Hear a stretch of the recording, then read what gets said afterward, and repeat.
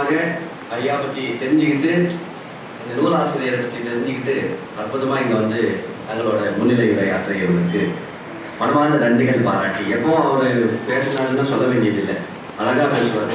சிம்மக்குரலோட பேர் வேற வச்சுருக்கோம் நாங்கள். அவருக்கு ஆக்சுவலாக இந்த மைக்கு தேவையில்லை, அதுக்கு தான் அவர் இன்னைக்கு வந்து கொஞ்சம் அடக்கி தூரமாக தான் பேசினார்.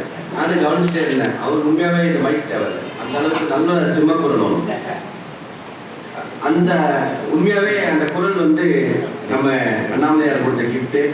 அதே போல் நினைவாற்றல், இந்த வயசுலையும் கிட்டத்தட்ட 7 எம்ஏக்கள் படிச்சு பாஸ் பண்ணவர், சும்மா கிடையாது. 7 எம்ஏக்கள். நம்ம ஒரு எம்ஏ 2 எம்ஏ பாஸ் பண்ண பெரிய விஷயம் அப்படின்ற மாதிரி பார்ப்போம். ஆனால் 7 எம்ஏக்கள், அதுவும் அவர் பணி நிறைவு செய்த ஆன பிறகு அந்த படிப்பு தொடர்ந்துருக்கார். ஐயா அவர்களுக்கு நம்ம அந்த நன்றிகள் பாராட்டி. இந்த ஊருக்கு நான் வந்து 50 ஆண்டுக்கு மேலாச்சு. பெண்கள் மேல்நிலை பள்ளியிலும் ஆண்கள் மேல்நிலை பள்ளியிலும் 10ஆம் வகுப்பு 100% போடுவே. இந்த தூத்துக்குடி எட்டயபுரம் அங்கிருந்து வந்தவனுக்கு சோறு போடுது யாரு? வந்தாலே வாழ வைக்கக்கூடிய புண்ணிய பூமி. அந்த பூமியில என்னிடம் படித்த மாணவர்கள் அனைவருமே கேர்ள்ஸ் பாய்ஸ் சென்டம் எனக்கு கொடுத்தப்பட்ட இழிச்சவாயு. தப்பில்லை.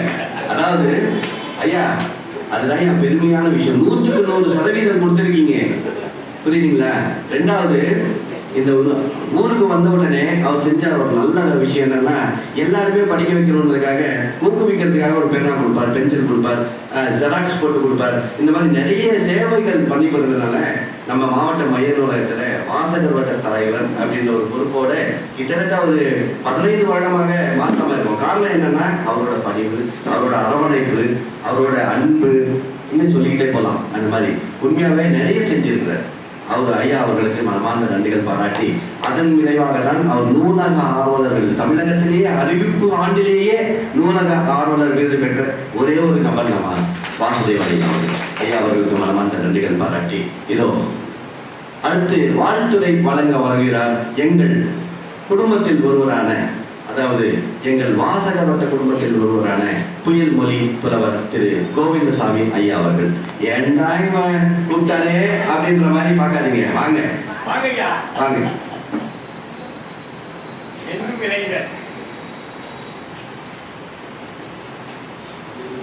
அனைவருக்கும் வணக்கம்.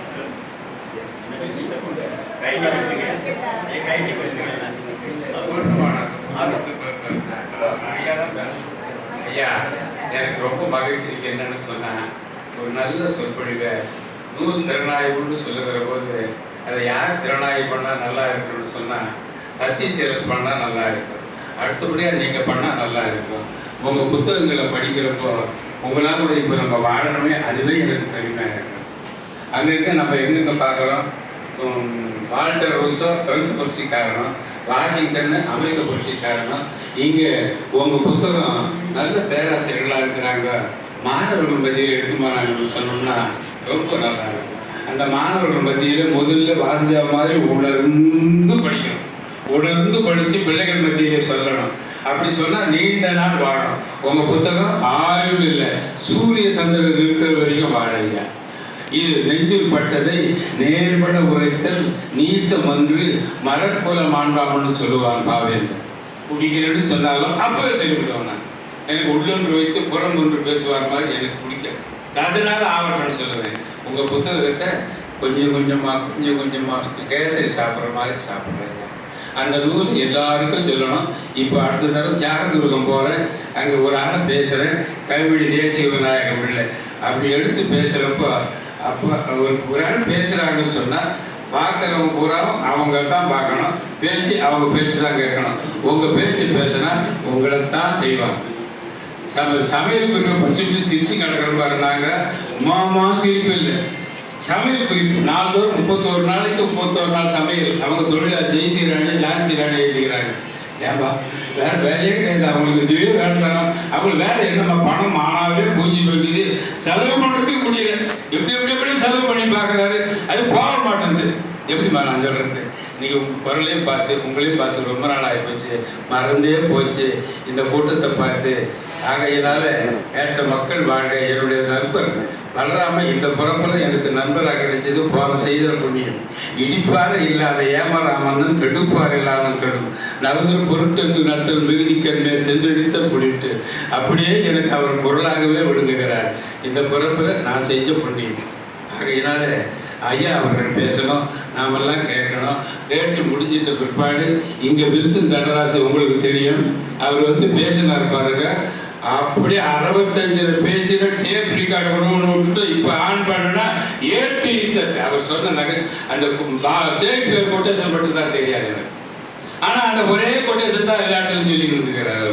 அப்புறம் அங்கே வந்தா இருந்தாலும் கூட சிறப்பு தானே எனக்கு பேச வேண்டும் என்ற எண்ணம் ஏற்பட்டது. அவர் திறனாய்வு பண்ணணும்னு சொன்னால் நீங்கள் நல்ல திறனாய்வு பண்ணுங்க. உங்கள் திறனாய்வு இன்னும் 100 ஆண்டு வாழணும். பல்லாண்டு தின்றோர் மணிவண்ணா கேட்ட மக்களும் வாழ்க, கேட்டு தவறிகளும் வாழ்க என்று சொல்லி வாய்ப்புக்கு நன்றி கூறி விடுகிறேன். ஐயா அவர்களுக்கு மனமார்ந்த நன்றிகள் பாராட்டி இதோ நம் இந்த நிகழ்விற்கு ஒரு 2 பேர் ரொம்ப ஸ்பெஷல் கெஸ்ட் எங்களுக்கு. யாருன்னா அதுலேயும் நம்ம தமிழ் இலக்கியத்தோடு வாழ்ந்து கொண்டிருப்பவர் நமது மாவட்ட நீதிபதி ஐயா அவர்கள் முதல்வர் திரு வள்ளுவன் அவர்கள். வள்ளுவன் இளங்கோவன் 2 பேரும் பாருங்க, திருக்குறள் வள்ளுவர், அதே போல சிலப்பதிகார இளங்கோவடிகள். ஸோ இளங்கோ வள்ளுவன் 2 பேரை பெற்ற ஒரு நல்ல தம்பதியர் அம்மாவும் வந்திருக்காங்க. ஸோ அவங்க துணைவியார் அவர்களையும் வள்ளுவன் ஐயா அவர்களையும் வருகை என்று இருவரும் கூப்பி வரவேற்று நமது பாகியலட்சுமி அம்மையார் அவர்கள் வந்திருக்காங்க. அவரையும் வருகை என்று வரவேற்று இதோ நாம் நூல் ஆய்வுரை இதயத்தில் நிலைத்து நிற்கும் இனிய நினைவுகள் என்ற இந்த இனிய நூலை ஆய்வு செய்ய உள்ளார் எங்கள் வாசக வட்டத்தின் சட்ட ஆலோசகர் திரு பா. பழனிதாஸ் ஐயா அவர்கள். பழனிதாஸ் ஐயா அவர்களை பற்றி சொல்லணும்னா, நான் இப்போ வந்த உடனே கேட்டது வாங்க, நான் வந்த உடனே கேட்டது என்னன்னா, ஐயா உங்களுக்கு கோபம் வருமா? நான் எப்பவும் பார்த்தது இல்லை. ஏன்னா நான் பார்க்கும்போதெல்லாம் அவர் சிரித்த முகத்தோடு ஒரே நம்ம எப்பவும் மாறுவோம், கொஞ்ச நாள் கழிச்சு நம்ம கலர்ஸ் மாறும். ஆனால் எப்பவும் ஒரே மாதிரி நான் கிட்டத்தட்ட ஒரு 30 ஆண்டுகளாக அவர் பார்த்துருக்கேன். 30 ஆண்டுகள் 32 ஆண்டுகள் ஆச்சு நான் சர்வீஸ் வந்து. அப்போ முதல் நாள்லேருந்து அவர் பார்த்துட்டு இருக்கேன். அப்படியே இருக்காரு. அது ஒரு பெரிய விஷயம் இல்லைங்களா? அதே போல யாராவது உங்களுக்கு எனிமீஸ் இருக்காங்க இல்லையான்னு கேட்டிருக்கேன் அவருக்கு. அந்த மாதிரி ஒருத்தர் இல்லை அப்படின்றாரு. காரணம் என்னன்னா அவர் மனசு. அதுதான் சொன்னார் அவர், அன்புங்க, அன்பு அள்ளி கொடுக்கலாம் அப்படின்ற மாதிரி ரொம்ப சிரித்த முகத்தோடு எல்லாருமே வாழ்த்தி. அவர் எப்பவும் நெகட்டிவா பேசுறது நான் கேட்டதே இல்லை. இந்த 32 ஆண்டு காலமாக ஐயா அவர்களை அப்பேற்பட்ட நல்ல உள்ளம் கொண்ட ஐயா அவர்களை வாங்க என்று கூப்பிட்டு இந்த நூல் ஆய்வுரை வழங்குமாறு அன்போடு அழைக்கிறேன்.